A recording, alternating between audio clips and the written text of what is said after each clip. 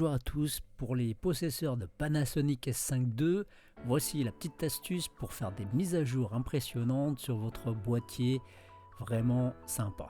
Vous tapez sur Google mise à jour Lumix S5 II, cliquez comme ceci, ensuite vous allez ici sur Lumix Global Customer Support Website, ensuite il va apparaître effectivement toutes les mises à jour, les dernières mises à jour faites depuis le 23 janvier 2025 concernant les possesseurs de S5 Mark IIX, S5 Mark II, S1R, S1, GH7 et G9 Mark II, ainsi que les objectifs 16-35 de chez Lumix, 24-105 de chez Lumix, 70-200 de chez Lumix aux deux ouvertures différentes. Voici comment il faut procéder. Vous allez directement, donc me concernant, je vais sur cette ligne là S5 Mark II Firmware Update Service. Ensuite je vais avoir la page requise, donc là on me renvoie sur le support japon panasonic.com. Tout ce qui est indiqué en orange c'est les dernières mises à jour. Me concernant, je vais aller directement sur cette ligne là S5 Mark II version 3.2 en firmware.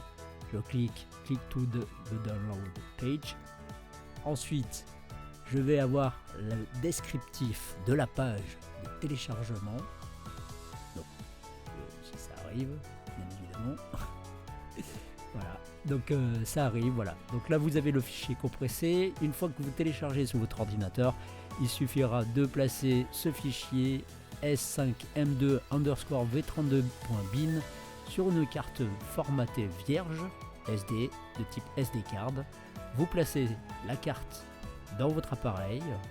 Au démarrage, lorsque vous aurez mis cette carte mémoire, vous allez directement dans firmware pour télécharger directement ce fichier pour mettre à jour votre boîtier.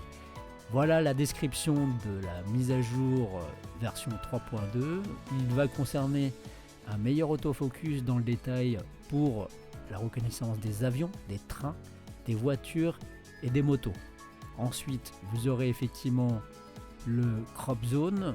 Donc vous pourrez jouer sur l'open gate, c'est-à-dire avoir différents formats et colorer ces cadres directement pour un meilleur contrôle pour le partage sur les réseaux.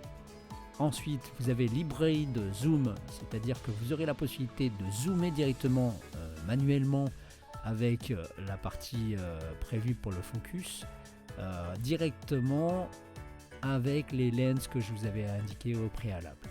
Le format compressé MP4 Lite, donc un format compressé avec une qualité et moins de place sur votre carte à l'enregistrement, bien évidemment. Voilà, après vous avez également le remote shooting et le shutter remote, le transfert et le contrôle à distance sur votre téléphone dans l'application Lumix Lab. Et pour ceux qui ont la chance d'avoir le S5 IIX, ils pourront streamer en sans fil et ça sera la même chose sur le GH7.